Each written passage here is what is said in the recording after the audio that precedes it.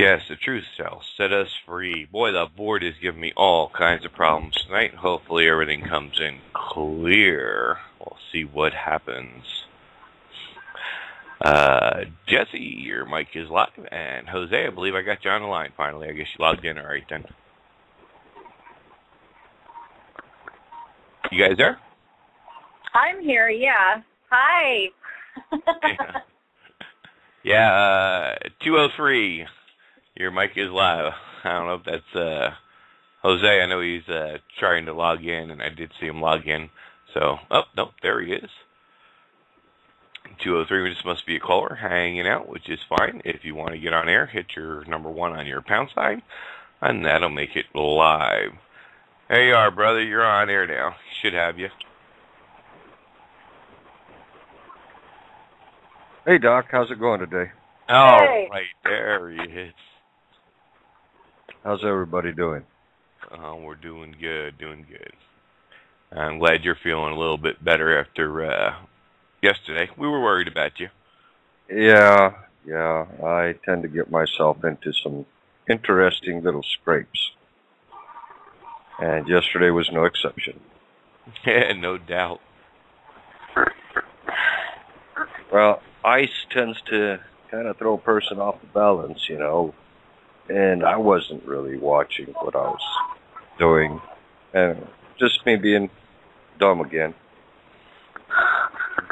Misstep. There you go. Yeah, it's all it takes. Right on my back. Last time it knocked me out, I was walking across my living room floor, and I coughed. I coughed so hard, it knocked me right down to the ground. My legs came right out from underneath me because of that bad spot in my back. So don't take much.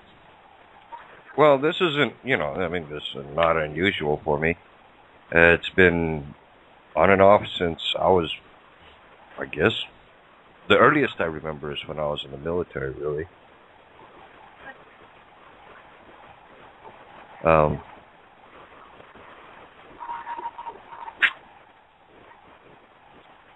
Yeah, so quite a while ago, huh? Oh, yeah. Sorry, I was being distracted. I was due. Good. Yeah, give some people a chance to get in here. A couple of people are having trouble tonight, from what I'm gathering. Everybody's running just a little bit late, and we have a lot to cover tonight. So before we get into all that, because I don't want anybody to miss anything, we take a look at some of the current events of what's been happening. If you have anything, you've been laid up for the last couple of days there, so I don't know if you have anything. Yeah. Well, the powers that be are at it again. I guess the Pope stepping down kind of got somebody pretty angry there, or something like that. But that thing about the Pope stepping down, his health is bad. But then I also seen an article that said that Italy, the government of Italy, would just love to arrest him for, I don't know, some sort of banking crimes or some silly stuff like that. And there's other things. There's other groups that are going after him. One of them is going after him in what they're terming a common law court. Well, to do a common law court, first of all, you have to be in the common law, right, Doc? You can't be in the system and do common law court, can you? I don't think so. Well, if you're talking about an outside country, like like you were saying, was Ireland or whoever, or an outside country, that it actually would have to be at the international level, but it could be what they consider common law.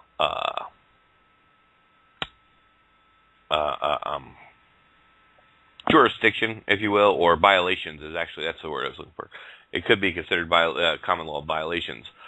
When you're talking about on the international scale, now as far as an individual, no, there's not much you can do as far as, especially at that level. when you're talking about dealing with a president. And this just came across the wire about 30 minutes ago, where Barack Obama is to name Edith Ramirez, which was one of his colleagues back at Harvard Law Review, and she's going to be the chairwoman for the Federal Trade Commission. Wow, lovely is that, huh? She actually worked. Yeah, she was a Democrat who worked for Obama during the 2008 presidential race. Was a lawyer specializing in business litigations and intellectual property in Los Angeles, and she has been a commissioner since 2010. We'll see where that goes. The thing that gets me about him right now is that, it's kind of it sounds like a joke to me, honestly. But the Republicans are pushing to have him impeached for multiple reasons. Now, going around Congress and around the Senate and appointments and all that kind of stuff, well, that's one thing. But can you believe that they're actually bringing up the thing about his birth certificate being faked, about the Social Security card that he has, that he uses, or supposedly has and uses, not matching up to his name? It matches up to somebody that supposedly passed away in 1953 or something to that effect, and other things. And the Supreme Court is actually calling and pulling for his records from whatever college it was that he went to. I don't remember what it was. Some weird elitist type of college. He went to Harvard. So if it yeah, that one. Sure. If they do get his records, and it does turn out that he was, what was that country? I don't know, over in the Kenya. Orient. No, not Kenya. He was in college. Under Satoro's name. Right. Yeah, William called in yesterday and gave us a lot of information. He was actually went to school with Barry. Really? Yep. Yeah, he called in. We had him on air yesterday.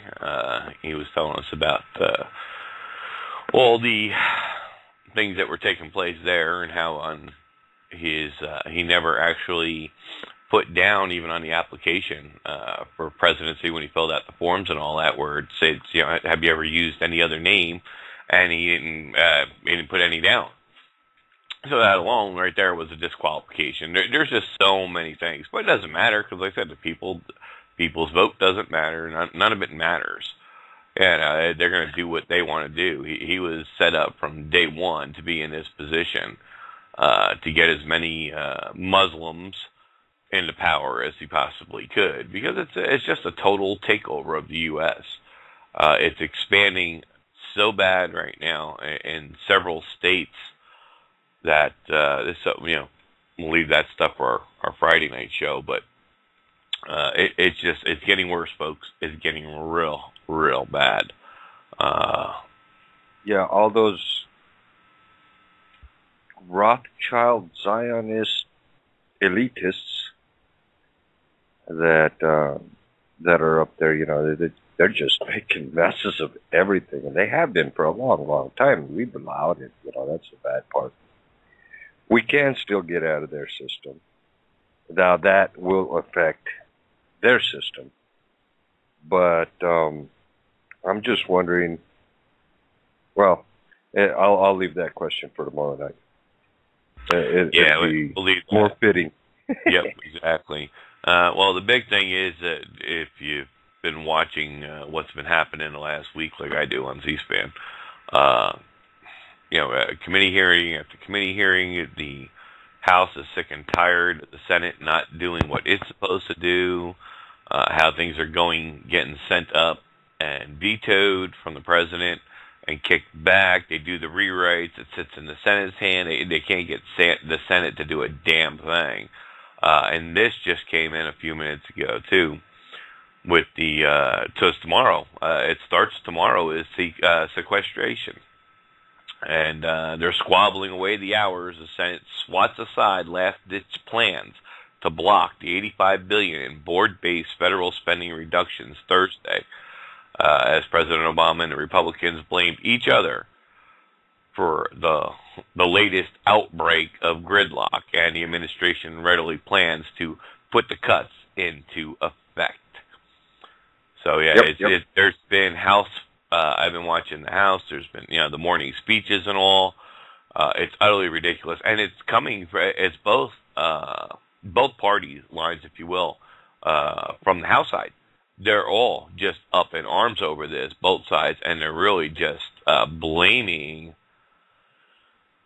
the everything in the Senate. It really is just the Senate that's causing all this issue, if you will. Jesse, you said you went in through Skype. Good deal. I'm not sure which one you're on. I have She's 3 on mic the blog 5, and we're on 541. Does that come up as Brat Evil? Is that you? Yeah, that's me. Okay, there we go. I just want to make sure I got the right one. Your other one didn't time out yet, your other line, but it will. I haven't hung up yet, and I'm not going to hang up till you have me hooked up on Skype. I don't want to lose you. No problem. That mic is muted out, and we have you on Skype. You still there? Yeah, can you hear me? Yep. Yay! I did it! Sorry. I told you could.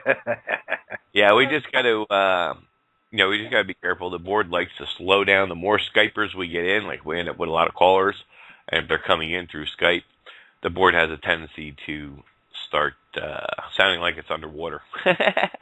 But we're good.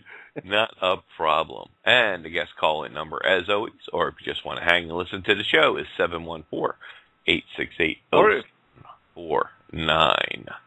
But, I just saw that just pop up now. And like I said, they're blaming each other across the board, back and forth.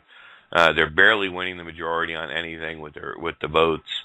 Billionaires and everything else. It's crazy. But the Senate is really,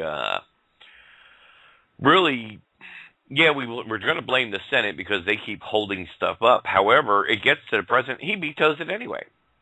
Obama wants this to take place, folks. You don't understand. This is all part of his plan.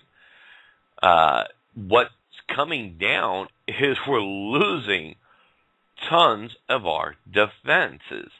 Okay? He's dismantling and taking away our defenses globally, so we can't protect ourselves here at home. And he's dismantling it one by one. And this whole sequestration thing,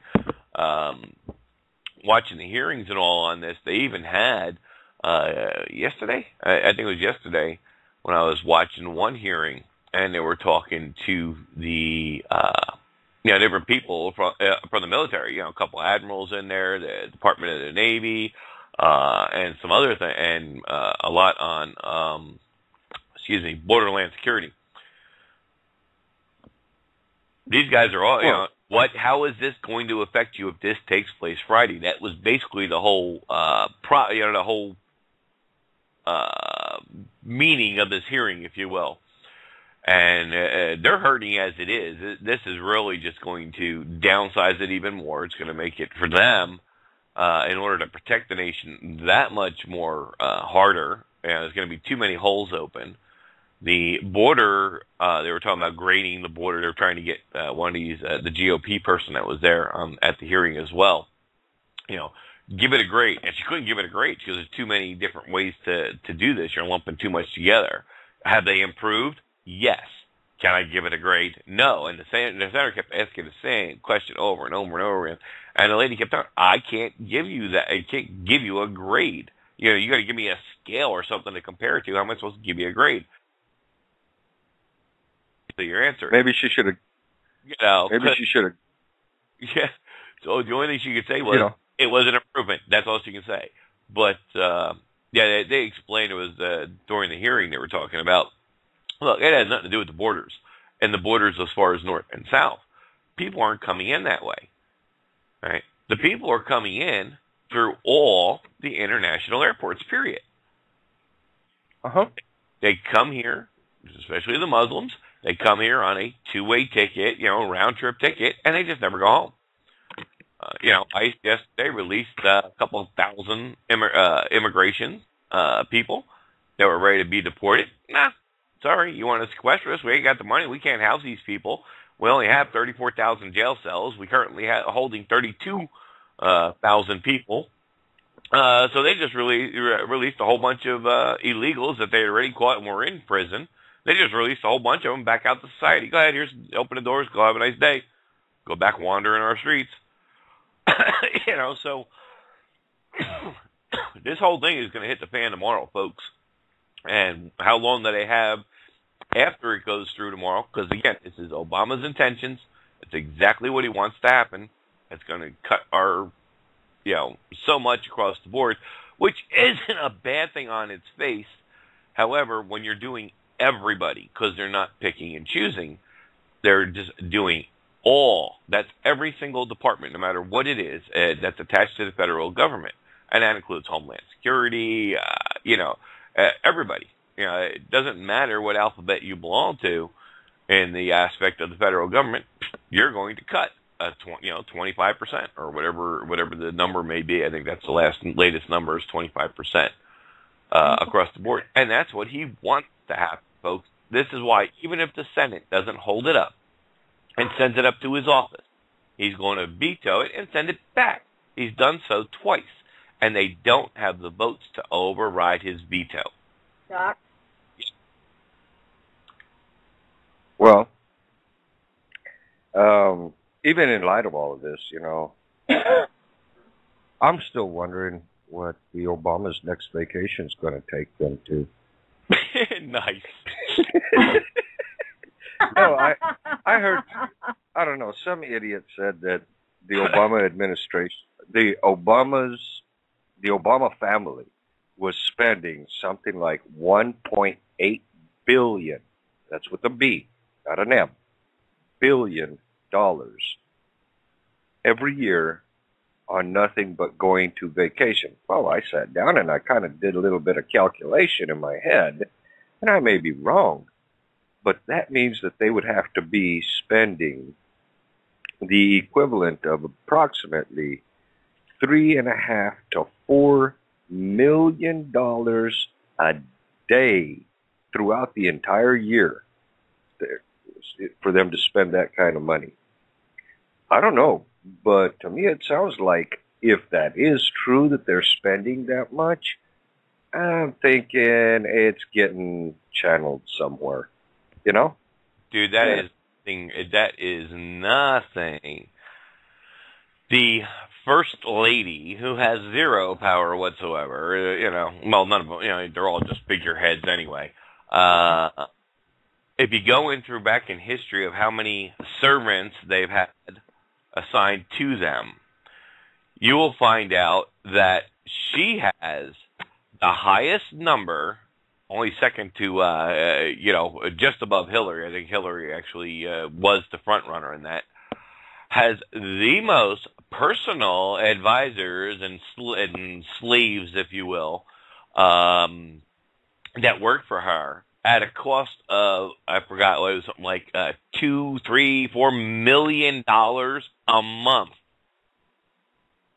And she's nothing. She's the president's wife. She is absolutely nothing, has no political power, has on any level, local, international, nothing. And yet, spending millions upon millions of dollars a month. And she has something like 22 people on her staff, where the average of any other, until Hillary Clinton boosted that number, till the average woman in the White House, the First Lady's advisors, or whatever you want to call them, has never exceeded 3, 4, maybe 5 at the max. She has over 20 some odd personal, whatever, secretaries, advisors, and all this, whatever you want to call them. Okay, at a fortune it's costing us per month with these people's salary. Yeah. And hey, until somebody tells them no more, they're going to keep doing whatever they want to do. Yeah. And that right there makes them the biggest capitalists in the country. They are capitalists. That is capitalism right there. It's also communist. I mean, we know they're communists by nature, but the way they're doing it is in a very capitalistic style. That has, and it has nothing to do with the free market. And of course, capitalism never did have anything to do with the free market. There's a few people that made that comment to me sometime last week or something like that. Somebody finally figured it out and posted the same comment on Facebook. And I agree,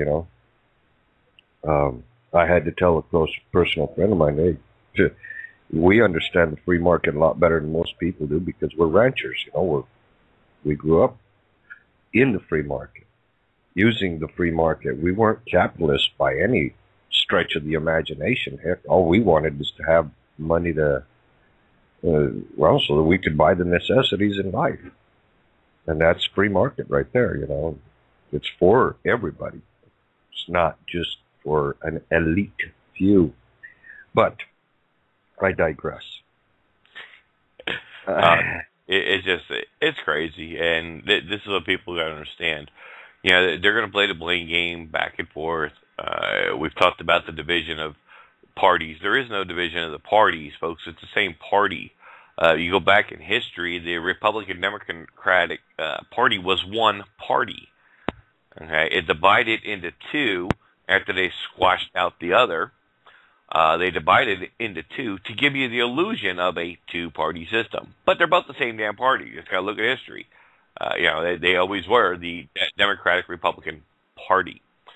So it's just, again, part of the dog and pony show, smoke and mirrors, BS that we've all been indoctrinated with and put up with, if you will. It's just crazy. Yeah, it's deception deluxe, But David Icke went and did a video, and this video I found was posted January 12th of last year on YouTube, and what it says is, "Where have all the Rothschilds gone?" And I think that's the exact title of it. And he goes through, Okay, is it just me or I lost everybody? Oh, there we go. I'm still here. He goes through the video, and he explains about... Yeah, sorry to interrupt anybody. Uh-oh. I can't hear you now. Okay, well, just in case it's... What I'm saying is, David Icke is in a video. Can you hear me now? Yeah, I can hear you now, Doc. Yeah, I got disconnected from the board. My Skype crashed. Oh, wow. I was saying David Icke is in a video, and the title of the video is "Where Have All the Rothschilds Gone?" And it's a wonderful video. I watched it again yesterday, and it explains specifically about Obama and those surrounding him, who his controller is in Washington, D.C., and up there in the White House and all that stuff. And I would strongly suggest it for anybody that wants to hone up on the current administration. There's also another movie that I keep on pushing, and it explains about the Democrats specifically. Now, yes, the Republicans and the Democrats, there's no real difference, but, is it David Icke? Yeah. I thought it was Icke.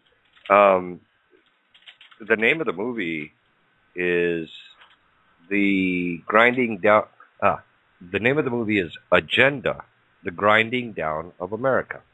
And that explains what but it only explains a very short period of time, like the last, I don't know, 100 years or something. We tend to go back further than that. I like going into as far deeply into history as I can, and see where the roots of all this stuff come up and how it was all put together and all that stuff. But I strongly recommend go over there to YouTube, and pull up that video. It's short. It's not, it's got a lot of information in it, but it's really fast information. It's really thick. And it will explain to you what the difference is between a Zionist and a Jew. The Jewish people are not Zionists, although the Zionists are intermingled with the Jewish people. As a matter of fact, most of the Jewish people in the world, they do not like Zionists at all. But yeah, it's pretty much turned out to be only the Rothschilds at this point that hold huge quantities of power. Although if the Queen and all those people had any courage to stand up against the Rothschilds would cease to exist, I'm sure. But they don't, which has got me wondering how long Obama's going to be in office. I heard he actually pissed off the Rothschilds.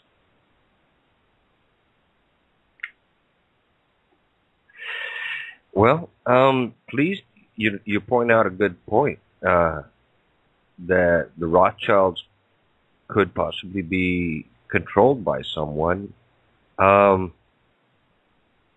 If it is possible for there to be somebody controlling the Rothschilds, they would have to be, I would guess, they would have to be way richer than the Rothschilds, and they would have to own everything that the Rothschilds currently own, which is just about everything in the world, according to what I've learned. Or they got claims to everything in the world, and that's why we're getting up to totalitarianism these days, looking as far as the governments are looking, or the forms of governments that we have currently. Well, Doc, I think I've said my piece. I'm starting to ramble on. Maybe we should get to these studies. Yeah, no problem. Just checking out the board. Things are breaking up again, but at least our audience isn't hearing the breakups, just we on Skype are. If it gets too bad, folks, or if it does start affecting you guys out there in the audience, please let me know, and I will get onto a hard line, because this has been going on now for the last couple of weeks. Sometimes everything's great, other times forget it. Whenever you use Skype with the Blog Talk Radio, this is what we run into. So what are you gonna do? Welcome to Internet Radio. That's what it comes down to. All right, I want to give a shout out to all our guests. Keith just popped into the chat room. Barton's joined us. Hopefully by now you've had plenty of time to click on and open that link. Somebody's getting a real bad echo and background. Their external speakers must kicked on for a minute. Yeah. Welcome, guys. I hope you have plenty of time now to click on that link. If you haven't, please do so now. Before we get into that, I just want to double check. I see all my regular students here, and always glad to have them here. They're always willing to learn, always doing the homework and the research. Shout out to them. We also have a new person. He Chard, something like that. Some of these people have had a hard to figure out what their nicks are in the chat rooms. Jose and Jesse, as always, joins us on air. Pleased to meet you. And Chris is also over there in the freedomreigns.us chat room. Folks, if you have questions or comments, type them in there. These guys can help you out if we miss it. They are great They've done the research, they've done the homework, and they're always coming up with some fantastic information to help us out as well. With that, double check the board one more time. I have 541. I think that's actually Jesse calling back in on the hard line. Jess, is that you? Yeah, it's me. Skype's giving me too much problems, so I just muted it. I'm just like, whatever, so I'll just keep on calling in on the phone. I can't stand it, man. It sounds like y'all are freaking robots. It's irritating me. Yeah, it gets bad. All right, I took your other one off. I removed the other one out of there. So maybe that'll help free up the board. No problem. Hey, we tried. What can I tell you? All right, if you head over to that link, if you open that link, the first thing I want you to do is don't worry about what you're looking at right away. I want you to look over on the left-hand side. The left-hand side of that link, you'll see 4 different books. We're going to click on book 1. And introduction. What link? Am I missing something? That's the Law of Nations link there. You should have it. It's in both of the chats, and I'm pretty sure I put it into your Skype as well. I'll drop it in there again just to make sure. There you go. Yeah, everybody's got it in their Skype links for our people that are listening to Skype in the classrooms. I have set up there. That is always the best way to get a hold of me, folks. If you're listening to the show and doing the homework, you're welcome. Please go ahead and send me a contact in Skype. Just look up David Miola. Picture on there should be the same as the picture on my team here on the Freedom Marines homepage as well. Real easy to find. I think there's only 4 of us that pop up on Skype when you do a search, and I'm the only one in Florida. So you're not going to have a hard time finding me for contact. But we do have set up several classrooms on Skype as well that I teach during the week. Of course, this is all free for those of you who may be worrying about that. That's the first time you're hearing this. Yes, it's. I usually try to drop the links in for the shows into both chat rooms. That's the BTR chat room and the Freedom Range chat room as well, and into your Skypes when I know you're on the show. So this way you have it and can follow along what we're doing. All right, if you open that link, like I said, over on the left-hand side, you're going to see you're looking at the Law of Nations. There's 4 books in total, folks. It will take us years to go through this. We're not going to do that, so don't panic. I'm going to get you started. We're going to get through this book 1, and we're going to go through this introduction, because this pretty much sets it all up. And then as people have questions or comments, then we can add to the information, and we can start going through the different chapters.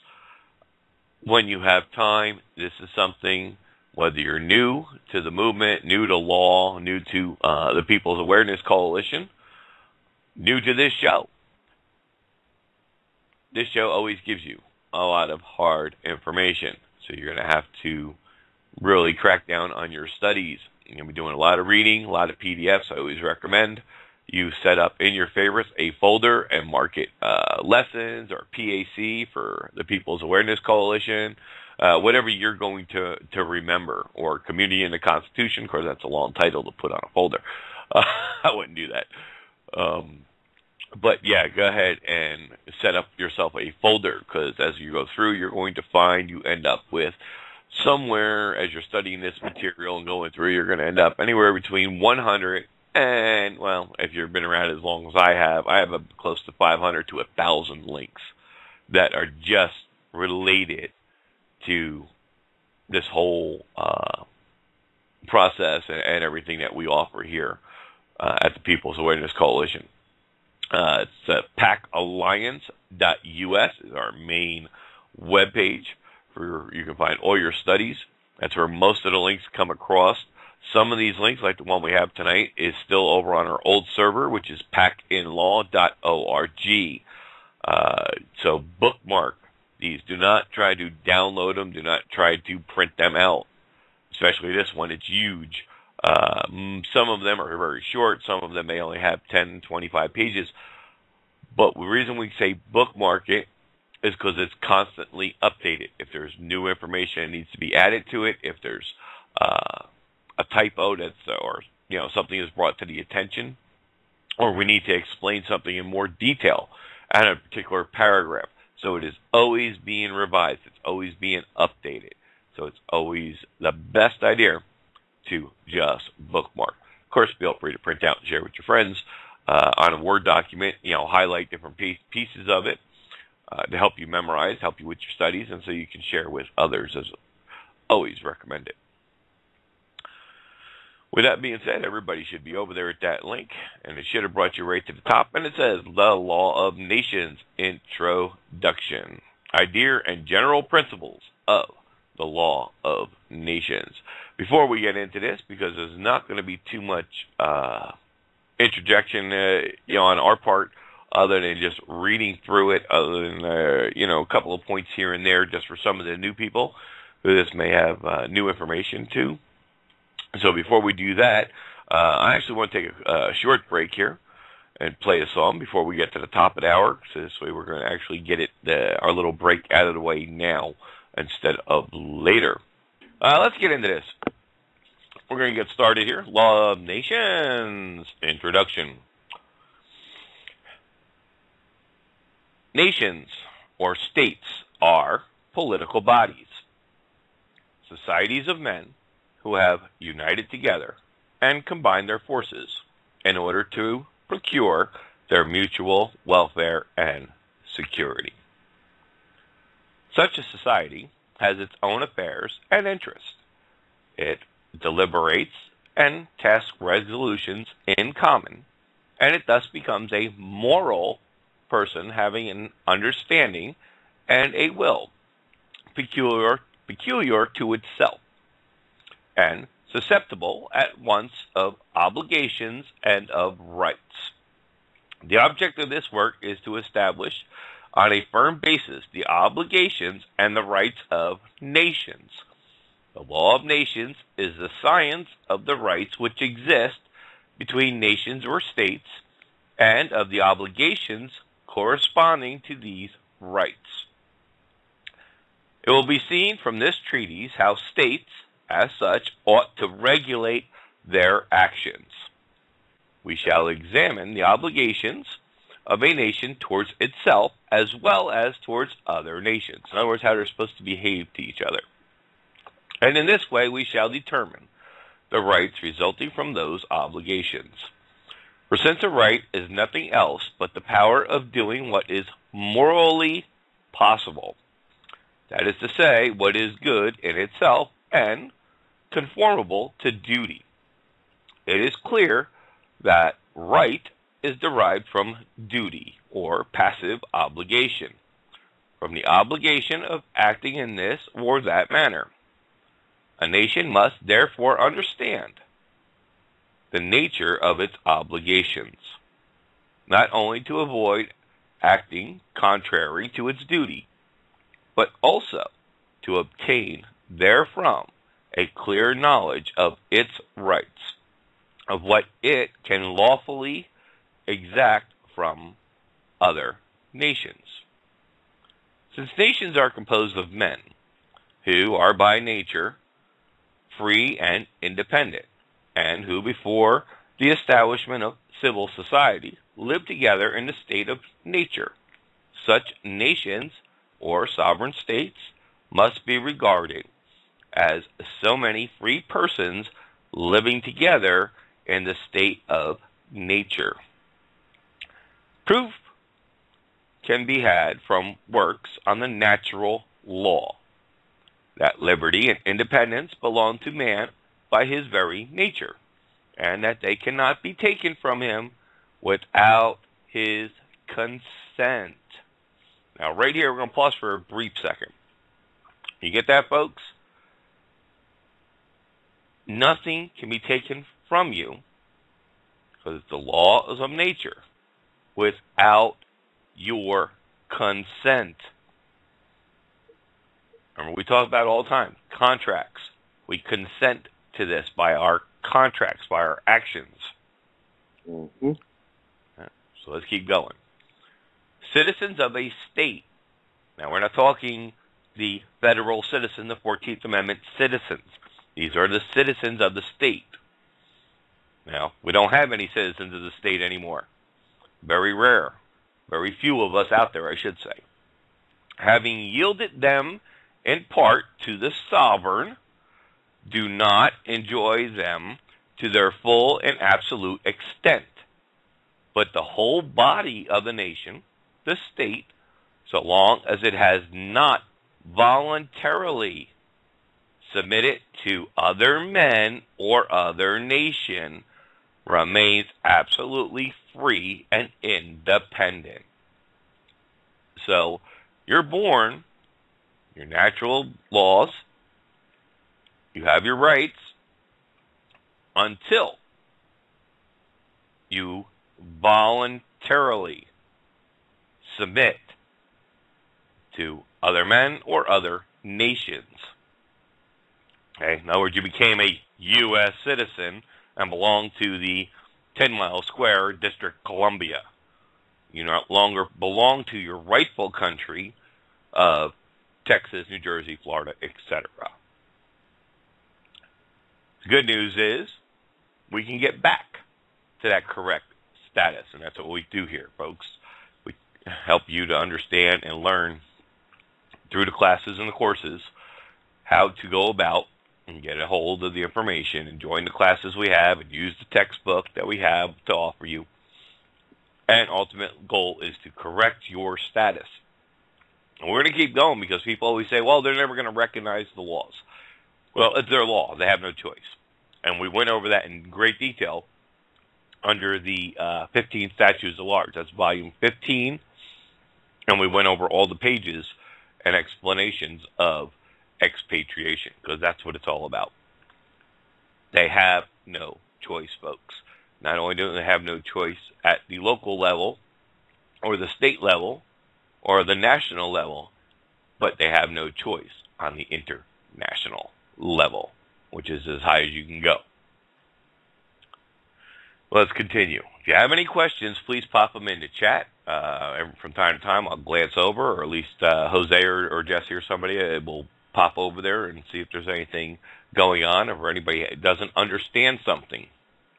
Please, type it in. We'll stop for a minute, and we'll see if we can help you understand that particular section a little bit more clearly.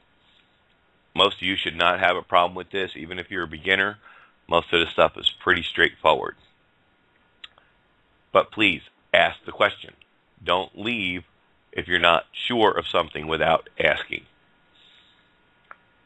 As men are subject to the laws of nature, and as their union in civil society cannot exempt them from the obligation of observing laws, those laws, since in that union they remain nonetheless men, the whole nation, whose common will is but the outcome of the united wills of the citizens, remains subject to the laws of nature and is bound to respect them in all its undertakings. And since right is derived from obligations, as we have just remarked, a nation has the same rights that nature gives to men for the fulfillment of their duties. We must therefore apply to nations the rules of the natural law to discover what are their obligations and their rights. Hence, the law of nations, in its origin, merely the law of nature, applied to nations. Now, the just and reasonable application of a rule requires that the application be made in a manner suited to the nature of the subject. But we must not conclude that the law of nations is everywhere and at all points the same as the natural law, except for a difference of subjects, so that no other change need be made than to substitute nations for individuals. Civil society, or a state, is a very different subject from an individual person. and therefore by virtue of the natural law. Very different obligations and rights belong to it in most cases. The same general rule, when applied to two different subjects, cannot result in similar principles, nor can a particular rule, however just, for one subject be applicable to a second of a totally different nature. Hence, there are many cases in which the natural law does not regulate the relations of states as it would those of individuals.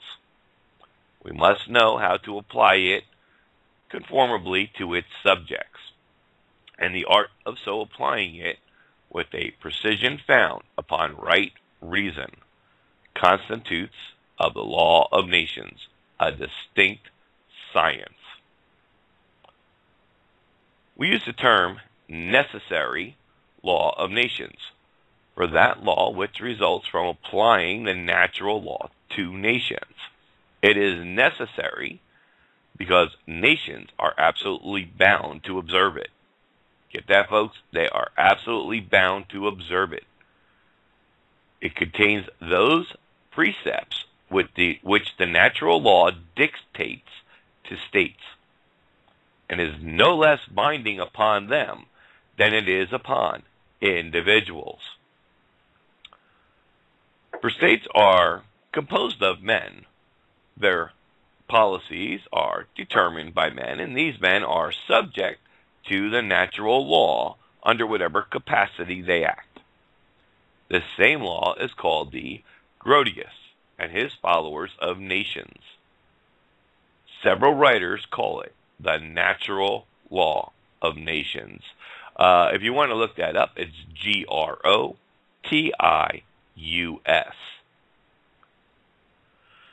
Since, therefore, the necessary law of nations consists in applying the natural law to states, and since the natural law is not subject to change, being founded on the nature of things, and particularly upon the nature of man, it follows that the necessary law of nations is not subject to change. Since this law is not subject to change, and the obligations which it imposes are necessary and indispensable, nations cannot alter it by agreement, nor individually or mutually release themselves from it. It is by the application of this principle that a distinction can be made between lawful and unlawful treaties or conventions, and between customs which are innocent and reasonable, and those which are unjust and deserving of condemnation. Things which are just in themselves and permitted by the necessary law of nations may form the subject of an agreement by nations, or may be given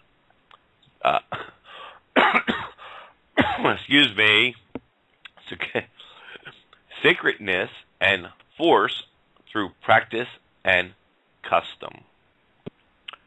Indifferent affairs may be settled either by treaty, if nations so please, or by the introduction of some suitable custom or usage. Remember, folks, the law of nature applies to the common law, which is the custom or usage. But all treaties and customs, contrary to the dictates of the necessary law of nations, are unlawful. Well, we shall see, however, that they are not always conformable to the inner law of consciousness. And yet, for reasons to be given in their proper place, such conventions and treaties are often valid by the external law. Owing to the freedom and independence of nations, the conduct of one nation may be unlawful and censorable according to the laws of consciousness. And yet, other nations must put up with it so long as it does not infringe upon their perfect rights. The liberty of a nation would not remain complete if other nations presumed to inspect and control its conduct, a presumption which would be contrary to the natural law, which declares every nation free and independent of all other nations. I hope you understood what's going on there. What they're talking about basically is what we've been doing wrong here, thanks to let's say our federal government has been doing wrong, going around pushing democracy, changing their common law, changing their custom and usage of their area. Just because they have a dictatorship in another country does not give us the right to go in and push our beliefs on them and to create and commit war or an acts of war against them unless they come to us first. Okay? So what about the Muslims and whatnot that are coming over here and doing that, Doc? That's fine. They're coming here first. The problem is, right now they may be here. Their numbers aren't large enough, so they're not acting upon. They're not doing it in a warlike manner. We went over there and tried to, become citizens over there, or snuck into their country to live there and work there, and followed their rules and guidelines. That's perfectly no problem. That we're not going there with war. However, the U.S. has always gone to everyone since the very beginning of time, of its history, I should say, not of time, but of its history, with violence. Okay? We are the bad guys in all this, folks, and we wonder why the world hates us. I don't wonder why. I know why the world hates us. And we deserve everything we get that they can throw at us, quite frankly. And it makes me sick that men and women and young teens join up for this military crap to go over there. There's no moral code, folks. You cannot sit there in 1 minute, hold a gun, and fight in somebody else's nation. Not talking about protecting our homeland, but fight in somebody else's nation. Take a life, and in the same breath, worship Christ or claim you're a Christian. All right? So, sorry to me, and I'm ex-military myself, so is Jose. Yep. Back in the day, it was a little bit different, and it is today. Today, there is no World War II, World War III, World War I, 4, 5, 10 going on. You got no business fighting on a foreign land or foreign territory. To me, you're nothing more than murderers, rapists, and scumbag, and need to be wiped off the planet. Sorry about you. And half my family are military folks, and I tell them this to their face all the time. They just rub their shoulder because they don't get it. And I love our men and women in uniform, and I support our men and women in uniform when they're home doing the job they signed up for. Sorry. Going over another theater, fighting over there, doesn't work. It's not lawful. It's not moral. And to come out and after doing what's going on over there, taking a life 1 second and the next second praying or claiming in the same breath that you're a Christian, give me a break. There's something morally and mentally wrong with you. Thanks to the military. Not blaming you as an individual. I'm blaming the program. Okay? The program, folks. We've all been indoctrinated and brainwashed into this system, into this program. It's the Matrix. It's evil. This is how we get out. Learn the truth. Look in the reflection in the mirror, because that's the only person you got to blame. Stop being lazy. Start being due diligent in your education, in your knowledge, and then you'll gain power. But until you do that, and you get off the nipple of the government, there ain't a damn thing going to change. All right. There's my rant for that section. Let's keep going. Sorry about that. You got to do that every once in a while. Yeah. Such is man's nature that he is not sufficient unto himself, and necessarily stands in need of the assistance and intercourse of his fellows, whether to preserve his life or to perfect himself and live as befits a rational animal. Experience shows this clearly enough. We know of men brought up among bears, having neither the use of speech nor of reason, and limited, like beasts, to the use of the sensitive faculties.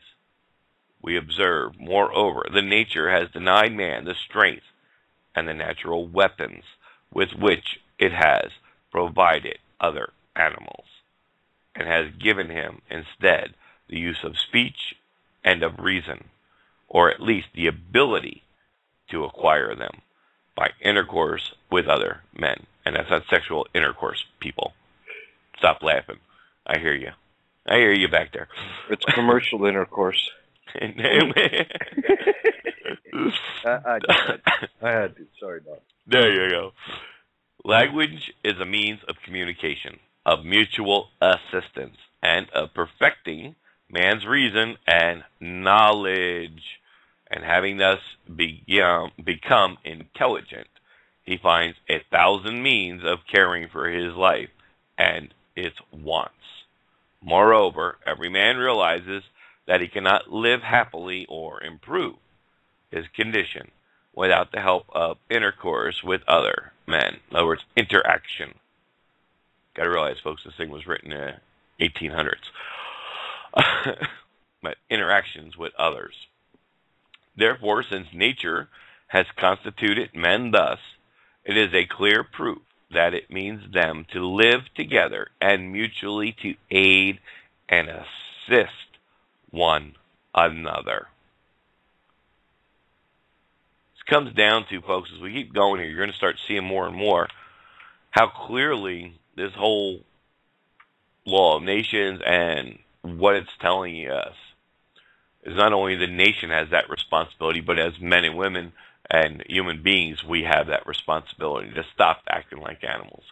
You know, it gets down into the golden rule of things, if you will, the 10 Commandments, a religious document. Forget about that side of it. Look at the natural side.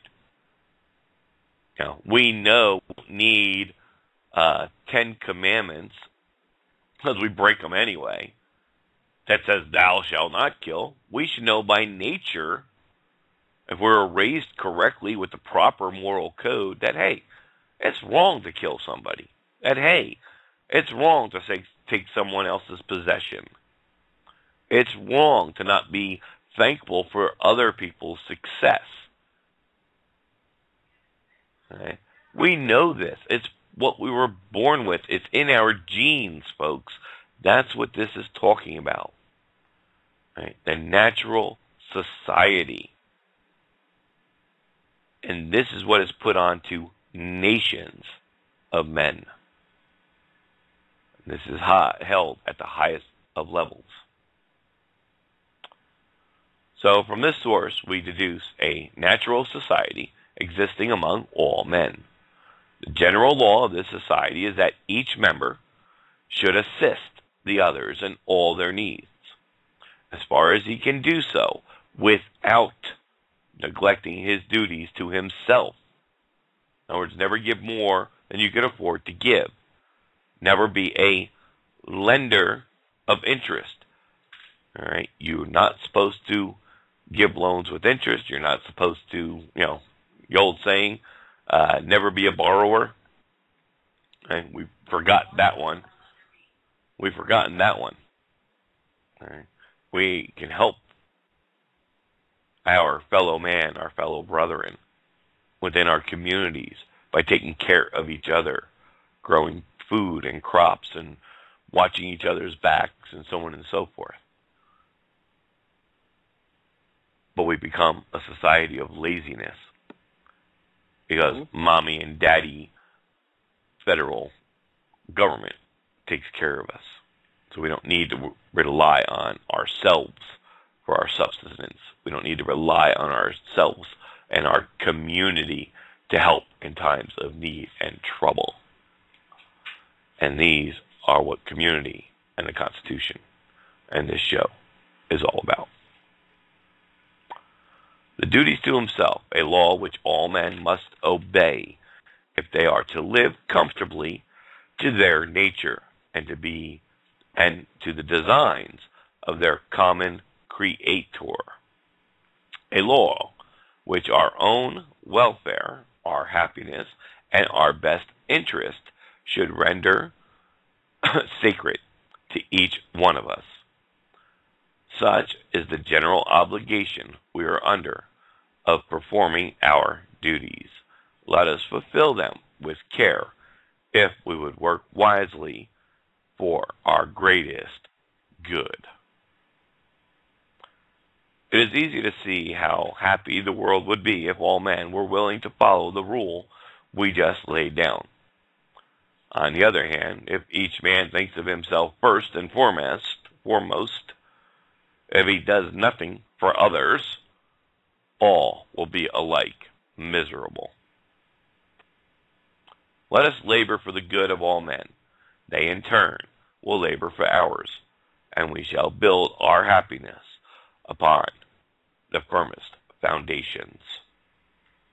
Since the universal society of the human race is an institution of nature itself, that is a necessary result of man's nature, all men of whatever condition are bound to advance its interest and to fulfill its duties.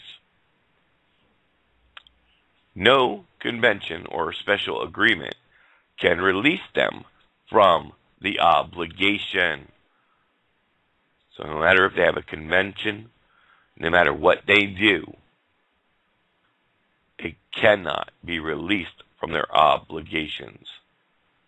So again, folks, when I tell you it's the only lawful path, it's the only legally, lawfully recognized at all levels around the globe, it's coming straight from the law of nations. They have no choice. When, therefore, men unite in civil society and form a separate state or nation, they may, indeed, make particular agreements with others of the same state, but their duty towards the rest of the human race remain unchanged. But with this difference, that when men have agreed to act in common and have given up their rights and submitted their will to the whole body as far as concerns their common good, it devolves thenceforth upon that body, the state, and upon its rulers to fulfill the duties of humanity towards outsiders in all matters in which individuals are no longer at liberty to act, and peculiarly, already seen that men, when united in society, remain subject to the obligations of the law of nature. Yeah, go ahead. You skipped a line. It goes. Oh, yeah, I'm getting raspy there. Go ahead. My eyes are getting blurry. Go ahead. Here, let me take it. Okay. And it peculiarly rests with the state to fulfill these duties towards other states. We have already seen, subsection 5, that men, when united in society, remain subject to the obligations of the law of nature. This society may be regarded as a moral person, which it has an understanding, since it has an understanding, a will, and a power peculiar to itself, and it is therefore obliged to live with other societies or states according to the laws of the natural society of the human race. just as individual men before the establishment of civil society lived according to them. With such exceptions, however, as are due to the difference of the subjects. The end of the natural society established among men in general is that they should mutually assist one another to advance their own perfection and that of their condition. And nations, too, since they may be regarded as so many free persons living together in a state of nature, are bound mutually to advance this human society. Hence, the end of the great society established by nature among all nations is likewise that of mutual assistance in order to perfect themselves and their condition. The first general law, which is to be found in the very end of the society of nations, is that each nation should contribute as far as it can to the happiness and advancement of other nations. But as its duties toward itself clearly prevail over its duties towards others, a nation owes to itself as a prime consideration whatever it can do for its own happiness and advancement. I say whatever it can do, not meaning physically only, but morally so. What it can do lawfully, justly, and honestly. When, therefore, a nation cannot contribute to the welfare of another without doing an essential wrong to itself, its obligation ceases in this particular instance, and the nation is regarded as lying under a disability to perform the duty. Since nations are free and independent of one another as men are by nature, the second general law of their society is that each nation should be left to the peaceable enjoyment of that liberty which belongs to it by nature. The natural society of nations can not continue unless the rights which belong to each by nature are respected. No nation is willing to give up its liberty. It will rather choose to break off all intercourse with those who attempt to encroach upon it. In consequence of that liberty and independence, it follows that it is for each nation to decide, too far down, what its conscience demands of it, what it can or cannot do, what it thinks well or does not think well to do, and therefore it is for each nation to consider and determine what duties it can fulfill towards others without failing in its duty toward itself. Hence, in all cases in which it belongs to a nation to judge of the extent of its duty, no other nation may force it to act one way or another. Any attempt to do so would be an encroachment upon the liberty of nations. And if I can pause right there, take a real good close look at what is considered U.S. policy these days when it comes to other nations, where once again, here go our politicians running around, pushing everybody else around, saying, hey, either you do what we say, or we bring in our soldiers and our military, and we're going to bomb you, and stuff like that. Oh, you're going to let Lockheed Martin build their new X-ray 10,000 bomber here, or else we're going to use it on you, or and just a whole bunch of stupid stuff like that. These people up there in the district, all of these politicians, we need to hold their feet to the fire. Seriously, they're all Rhodes scholars. They have had to read this stuff. They have had to learn this stuff. They know it. There's no way around it. There's no way they cannot know this stuff. Okay, I'm going to continue.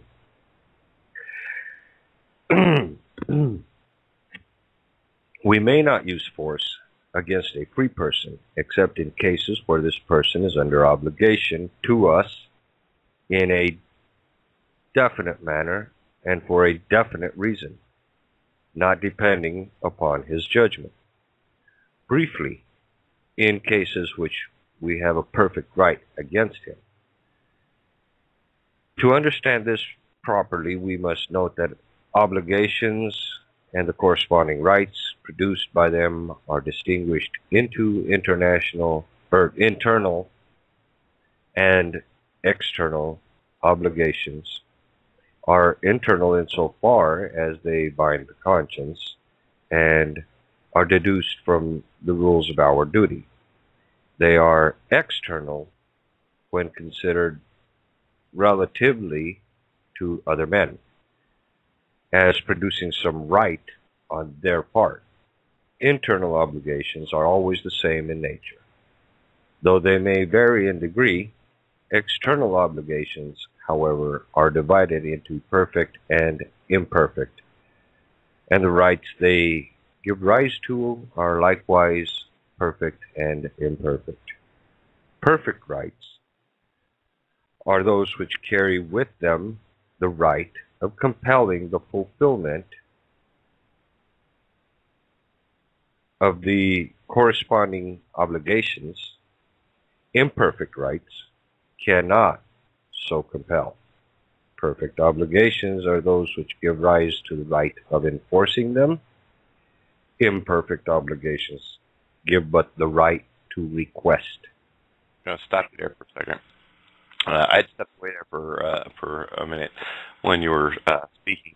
I want to add a little bit more there to that last paragraph we had read. Just something to write a note, jot yourself down a note to the side.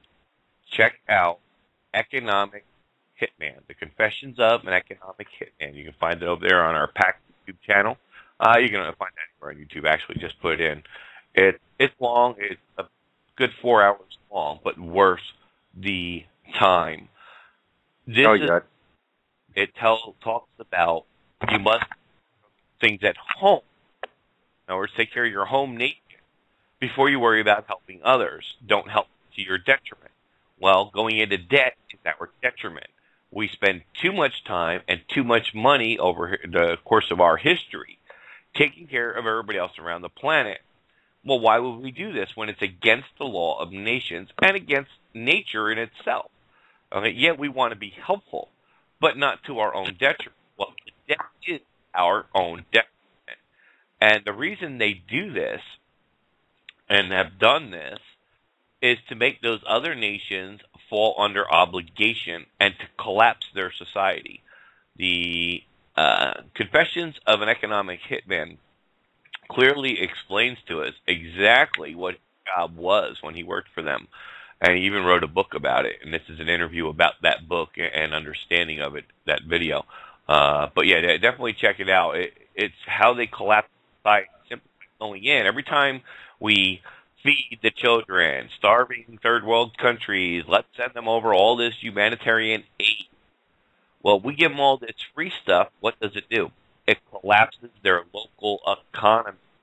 When their local economy collapses, what happens? Oh, we pull our aid back. Okay, the crisis is over. You know, hurricane or whatever the crisis may be. Oh, that crisis is over. We pull out. What's it do? It puts them in a total depression, devalues their currency, and come in and say, oh, well, we can help you get back together, reestablish your nation there. We'll give you a loan. Well, here's a loan. You know, of course, you're going to have to pay £1 million of interest every day, every second, or every hour, whatever they want to charge you. And, of course, one of those, you know, rulers of those nations that are under pressure because they can't take care of their own now because we've already collapsed their economy totally. They're going to take that loan. And then what happens when they default on those obligations? To repay those loans. Well, I guess we'll just have to go in and you'll become a new addition to the United States of America. That's New World Order, people. It's been going on forever. And it violates the law of nations. If there is one homeless, one starving individual within our own nation, that's our individual states even, folks. That is the nation. The federal government, the Washington, D.C., is not a nation. It's not a country. It's nothing.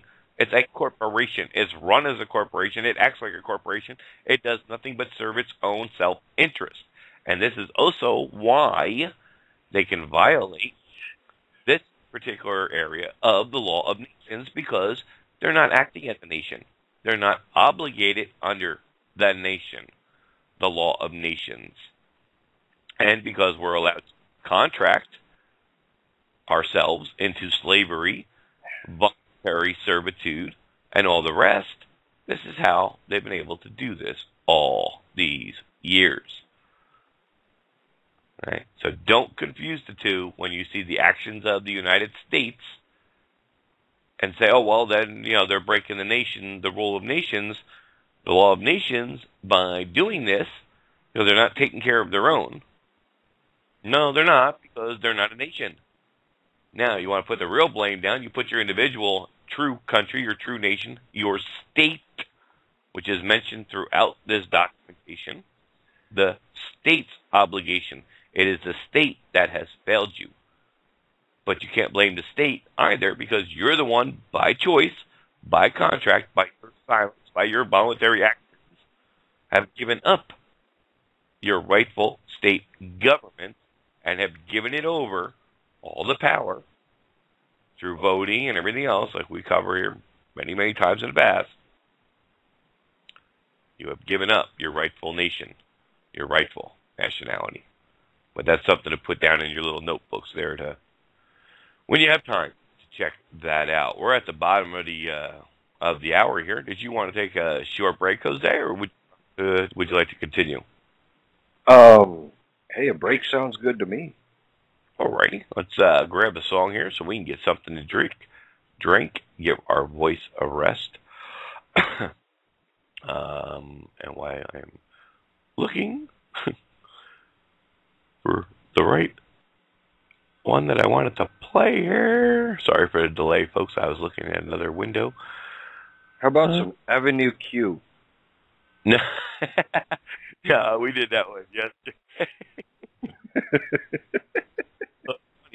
That's really worth it. I don't want to change the mood too much here, and that kind of would definitely, I think, change us. Yeah. Fact. But oh hell, I don't know. Got to find something here. I really do have to get back in onto this board and straighten it out. Let's play a little country tonight.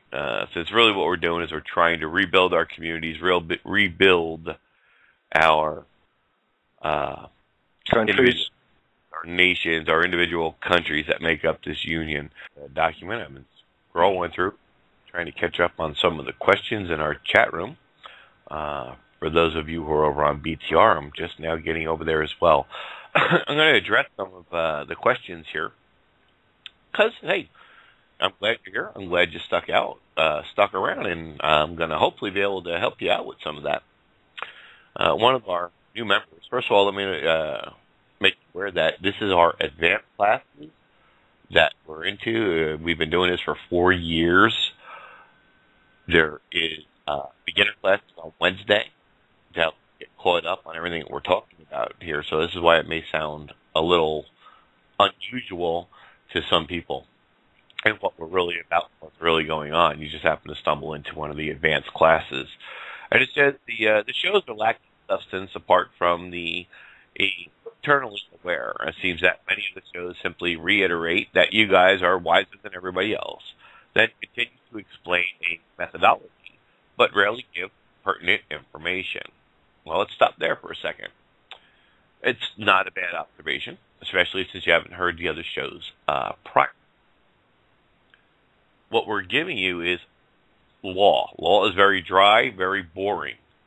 But it's the law and our voluntary actions because we didn't know any better through brainwashing and indoctrination of their programs over the last 140 years, thanks to the 14th Amendment, which usurped the state citizenship and put us all into the 10-mile square of the District of Columbia, which is not a country, a nation, or any their form of. The United States of America is not a country, a nation, or any form thereof. It's not a state. It's nothing.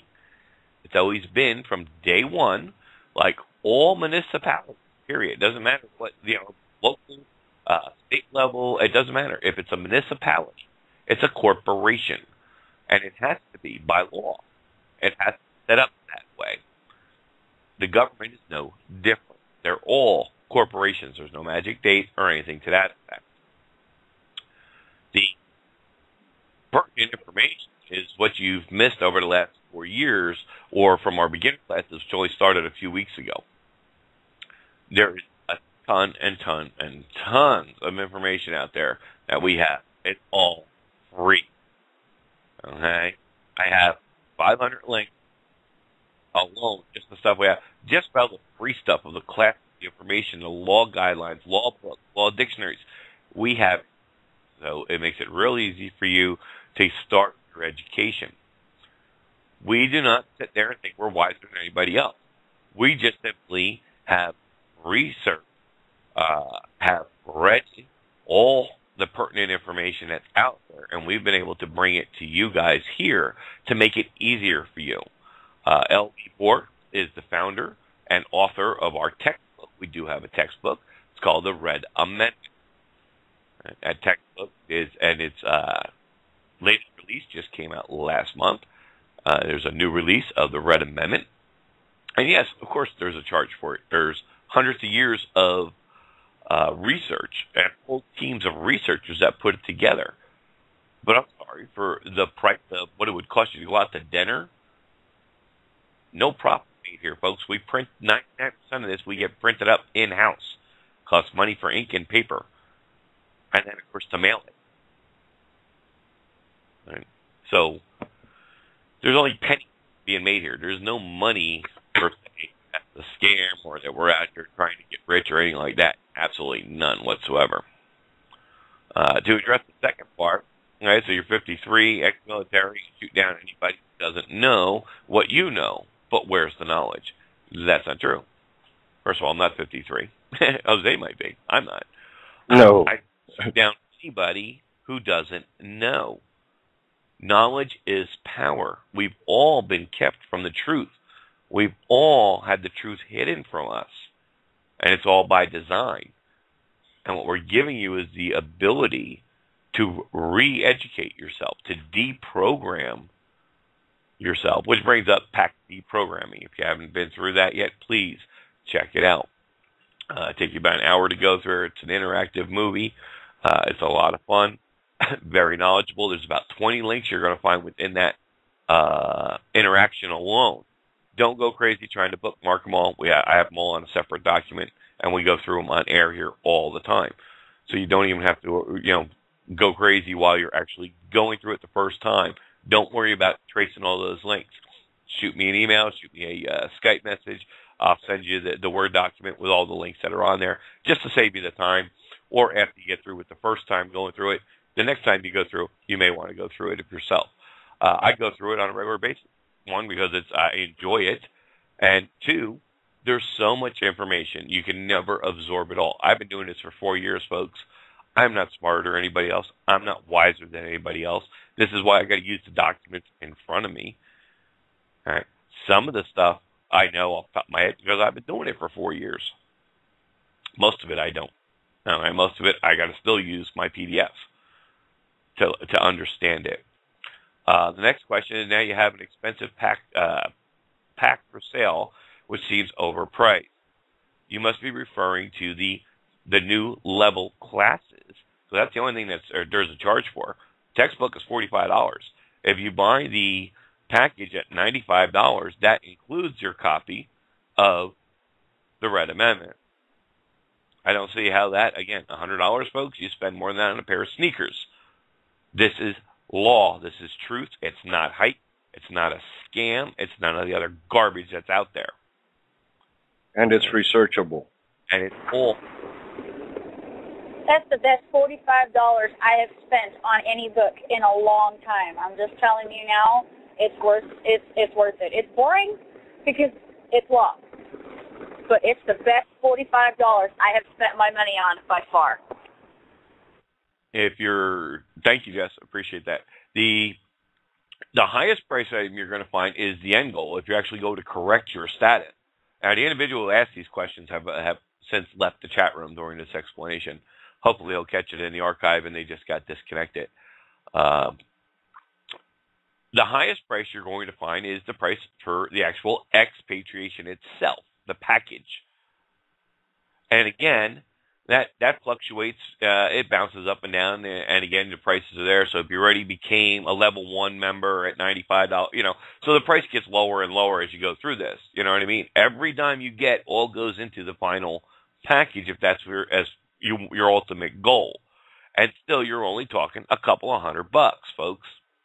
Look up expatriation. Look up at other groups what they're charging out there to be members, to be processed, and all these other things, which are all scams. They're all lies. They're all about money. All right. The last person I spoke to that got into the freedom movement, the last person I spoke to was cost them. I saved them $2,000.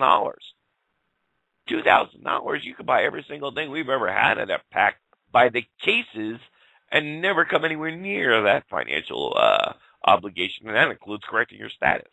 Ever in 15 years have we never had anything like that. Another person spoke to went to outside sources to get their status corrected. And to do it the only lawful way is by correcting your status. All right. And other people have done this. They've gone to outside of the Union countries to do this, which makes you stateless and makes you deportable from here. They're doing it wrong. And the average price of that fluctuates between $4,000 and over $25,000. Yeah, and you lose your entire life in the process. Exactly. That's ridiculous. Fall for this BS. And yeah, last question by the individual is, what are you actually achieving? This seems like a selfish person crusade. I need all your ears. No. If I was selfish, I'd be making the $4,000 to $25,000 to correct your status. I don't make a dime. I do this voluntarily. I do 3-4 shows a week sometimes here, not counting what else I do. I put in the average of between my studies, the show time, preparing for shows, being guest on other shows across the airways here, teaching individual classes, holding classes, probably a couple of 100 hours a week. That's dedication, folks. And I never make a dime. I've never once made a penny. But that's the only questions. That's what we're covering right now. Is we were just covering some of the questions here that were typed up over here in the Blog Talk Radio, and we appreciate the questions. That gives us a chance to explain them. So we've mentioned the TRA, and yes, the packages that are available over there on the PAC site for the different education level classes, and that's what we were talking about. I don't have any other questions at this time to address, and you guys are doing great over there, as always, in Freedom Reigns. It's all our regulars. Hey, Bio21, nice that you can make it tonight, my friend. You've been here for the last hour. I didn't even get to see you to do a shout-out. We have about 12 minutes left, so if you want to hit another paragraph or two, Jose, let's keep going with our document here for tonight. Okay. Well, I completely forgot where we left off. I tell you what, I'm just going to go ahead and, oh, shoot, now I lost the whole page. Perfect, and all those different italic letters there about the middle of that particular page. It will be easily understood why a right is always imperfected when the corresponding obligation depends upon the judgment of him who owes it. For if he could be constrained in such a case, he would cease to have the right of deciding what are his obligations according to the law of conscience. Our obligations to others are always imperfected when the decisions as to how we are to act rest with us, as it does in all matters where we ought to be free. Since men are by nature equal, and their individual rights and obligations the same, as coming equally from nature, nations which are composed of men and may be regarded as so many free persons living together in a state of nature are by nature equal and hold from nature the same obligations and the same rights. Strength or weakness, in this case, counts for nothing. A dwarf is as much a man as a giant. A small republic is no less a sovereign state than the most powerful kingdom. And I think with that, folks, we're going to stop there. We're at number 19. If you look off to the right where it has all the things that are taking place in this paragraph here, I guess we could finish out. We can finish out this page, but we're at the near the bottom of page 7. For those of you who may have lost your place, I just found it. Here, let me finish off at least the next two things there, and we'll end up at 21, which is foundation of the voluntary law of nations, which might be a good place to start next week. Okay, from this equality, it necessarily follows that what is lawful or unlawful for one nation is equally lawful or unlawful for every other nation. A nation is therefore free to act as it pleases, so far as its acts do not affect the perfect rights of another nation, and so far as the nation is under merely internal obligations without any perfect external obligation. If it abuse its liberties, it acts wrongfully. But other nations cannot complain, since they have no right to dictate to it. And right there's that part there I liked a lot. I mean, it makes sense. There's no one nation should be able to dictate to any other nation, or should they? No, because that would be like one man telling another man what to do or not do. But, right back to contracts, whenever you go asking permission, do I have the right to, from somebody that you don't know, and they turn around and they say, no, you don't? Please don't get angry about it, because you asked. They only answered. Right, Doc? Yes, sir. Said, folks, we've only just scratched the surface of all this. We're still in the introduction. We're only at the bottom of page 7 there, starting at page 8. And this is 23 chapters just to book 1, and there's 4 books in all. We're not going to go through all that mess. Like I said, that would take us years. We just wanted you to get the ball for you so you can go through it on your own when you have time to find out, how this all comes about. And take notes, mark down the page number, what chapter you're in, what book you're in, and we'll love to cover it here on air for you. And we'll go over it and see if we can help you better understand it. And remember, folks, most of this is all directed to the state.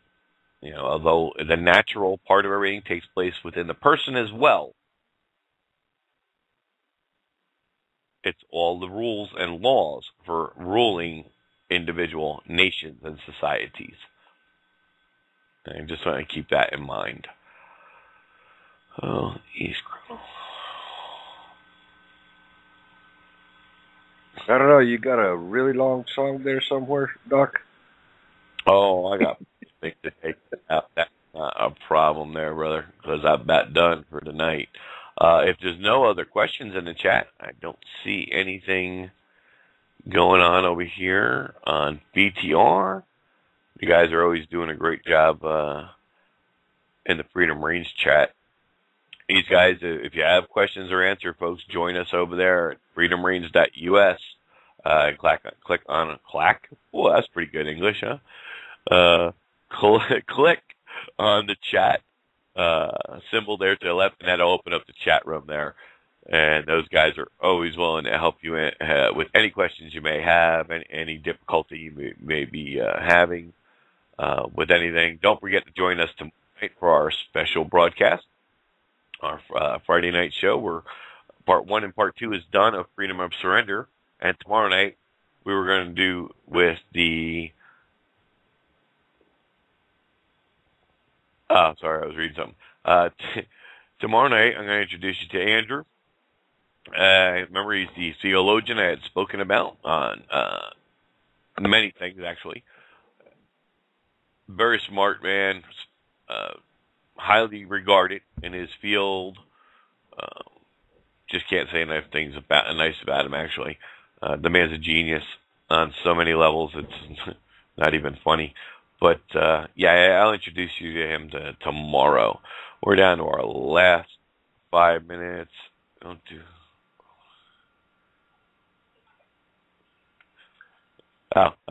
just reading my chat questions and comments. With that, I'm going to mute everybody else out here. We're going to play a couple of songs to take us out for the evening. We only got 5 minutes left. I'm going to play one of my favorite songs. It's a little bit over 4 minutes, so it'd be perfect.